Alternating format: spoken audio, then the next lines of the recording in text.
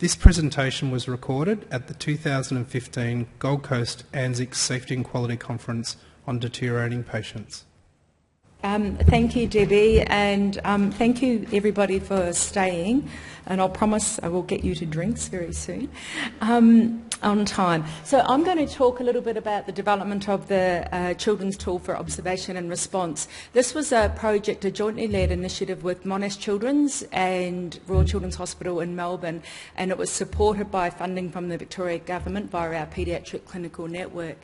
And I'll just start by saying we've heard presentations, lovely presentations from New South Wales and Queensland, and to sort of set the scene for Victoria, we don't have such a centralised approach to implementing quality safety initiatives as we've heard about today. So we're in a very different situation. So it's this project that I'm going to talk about that began in February 2013. So the background, we are all aware of the National Standard 9 and the drivers there to try and improve the situation at detecting and managing paediatric deterioration.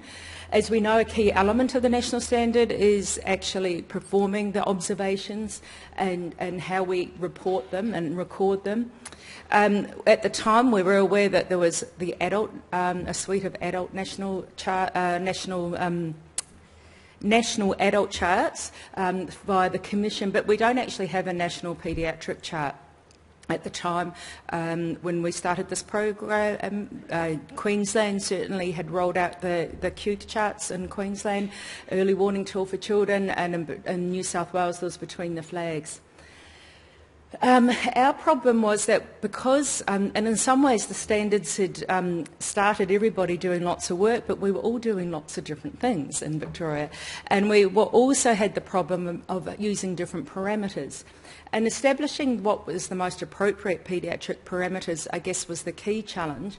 And it's more difficult in children, obviously, because there's age-related changes and there's different sorts of diseases that might influence the type of parameter. So that was the problem we were faced with. So our goal was to develop a set of standardised observation charts suitable for hospitalised children in the state of Victoria, recognising that many of the hospitals that we were working with had already had their own tool. So many of us may have been wedded to what we had used in the past. One of the successes to this project, though, was working with our stakeholders. We had so much interest in this project, and in fact, when we called for pilot sites, we had 22 hospitals who wanted to be part of the pilot. And so the first thing we did was actually identify our stakeholders, medical and nursing, and particularly to make sure we had representative from tertiary hospitals, inner city, private hospitals, and rural hospitals. So I'm just going to talk about how the charts are designed. I'll briefly talk about the outcome in terms of the vital signs that we've chosen for our track and trigger chart when we piloted them in the 12 hospitals in the context of the chart audits that we did. So this is just to highlight our problem. At the time when we did a scoping exercise to see what was out there, I've got here, this is just actually, oh yeah, here we are. This reflects the 1 to 4 year old age group and just looking at respiratory rate. And so when we gathered all the charts that were in use within the state and around the country, what you can see here, the review point for a child who was a respiratory rate, this child was presenting at a hospital, Box Hill Hospital, the respiratory rate of 31 would have triggered a clinical review. Whereas if the same child presented at the Alfred, respiratory rate of 50 would have triggered their clinical review. Similarly, for the MET or code, the second tier response, the highest respiratory rate was 60. At Barwon and at Eastern Health 36. So you can see there was a lot of variation in the parameters that were available to us. What has really been the situation up until fairly recently is, in fact, most of the data that informs our so-called normal age-related changes in heart rate and respiratory rate. And the sort of values that we've used in many of our textbooks have been based and drawn from non-hospitalised children, essentially well children in the community. So it was when Chris Bonafide from Children's Hospital in Philadelphia published this data, we were quite excited in that we thought for the first time we've actually got data from sick children in hospital. So this data, what Chris Bonafide and his colleagues were able to do was using data from children in Children's Hospital Philadelphia and Cincinnati Children's Hospital, two big teaching hospitals in the United States. They were able to get the data from approximately 14,000 hospitalised children not in intensive care or critical care areas. These were children in the ward areas. And approximately 100,000 observations on these children, they were able to draw these percentile charts. So they created heart rate percentiles and respiratory rate percentiles that you can see there. Now it's a little bit hard to see, but the very top, I'm not sure if it's working, yeah. The very top line, here's respiratory rate. The very top line here is the 99th percentile. The lowest line is the first percentile. The next line down, the blue line, is the 95th and the 5th. So in fact, we use these percentiles to inform our triggers for our track and trigger chart. So what you can see here in the chart, this is the respiratory rate for a 1 to 4-year-old child. The 95th percentile informs the orange zone, and the purple zone, which means activate whatever your emergency system is, met or the like, is the 99th percentile, and we use the 1st and the 5th to inform the lower respiratory rates. We did the same for heart rates. For blood pressure, unlike the data that I've just mentioned where it was based on values from hospitalised children, there isn't really big data sets to get that information from, so the parameters here are actually drawn from the National High Blood Pressure Education Program Working Group and their task force and their values. So these values are actually based on normal children, so-called normal children in the community, non-hospitalised children.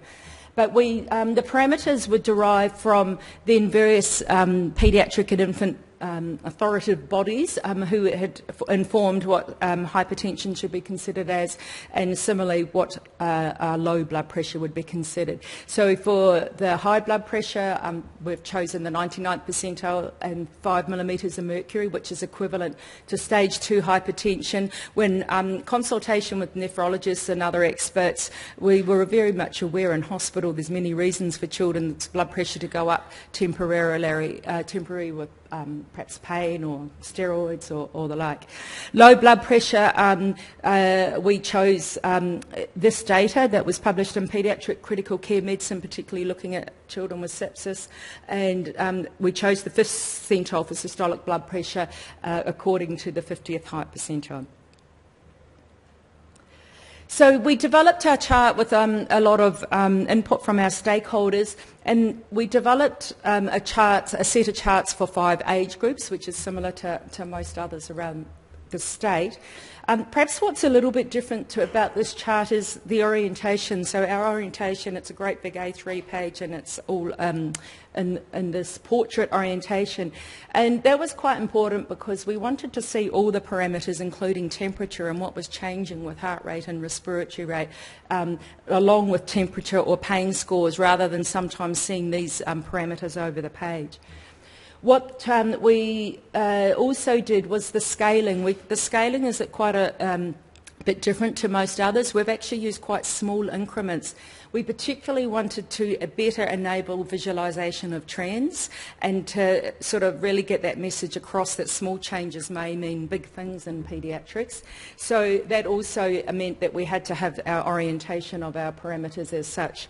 I guess the other key thing to point out is if a child needed a parameter modified according to whatever modification policies there were in place, our stakeholders said they wanted to visualise this right next door to the relevant parameter so they could see that. This is just sort of a close-up to show that point that we wanted to see the trending and really encourage the trending. The other thing is because sometimes we look at the white areas, the so-called acceptable limits, but remember these are still quite extreme parameters, the 95th and the 99th percentile, for example. And we wanted to sort of make that point you could perhaps be in the white zone trending in a particular way and still not very well. So that was our goal. So we evaluated the charts in a number of ways, but I'm just reporting the audits here. In our 12 hospitals that piloted the charts, they had the charts in use for approximately 5 months in each site before we did these audits.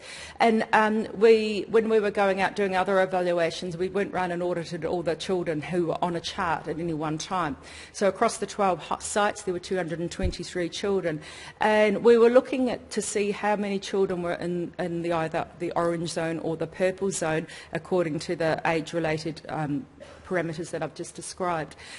We defined a presence of being in the orange or purple zone as having 2 or more consecutive observations. So we eliminated the one-off sort of variation for crying child or whatever, and we to say you were in the orange zone or the purple zone, we said you had to have 2 consecutive observations, or 2 observations, not necessarily consecutive. So what you can see here is the first slide here is the orange zone. So increased respiratory rate, decreased respiratory rate, increased heart rate and the like. Approximately of the small number of children, 8% of children had an increased respiratory rate, and you can see there approximately 5% increased heart rate. So remember, we sort of anticipated that the children should have approximately 5%.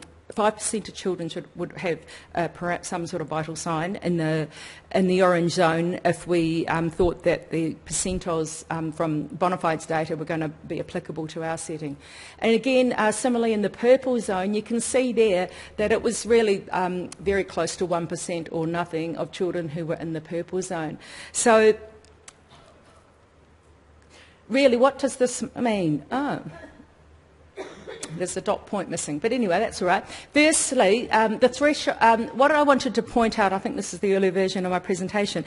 The study numbers are small, and so of course we need to be cautious interpreting how generalisable these findings are. But we did. We made a number of other changes more from a human factor point of view to the design of the charts. We've since now implemented, though, we've kept those thresholds that I've described, and they've been incorporated into our standardised observation charts.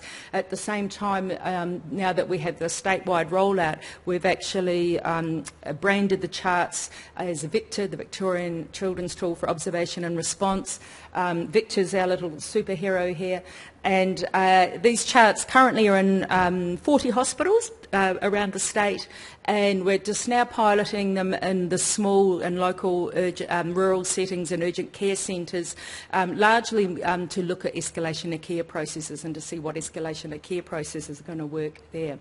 So in conclusion, I just want to say that the percentage of hospitalised children with vital signs consistent with clinical deterioration reflected the expectations based on the percentile ranges that the charts were based on. Thank you.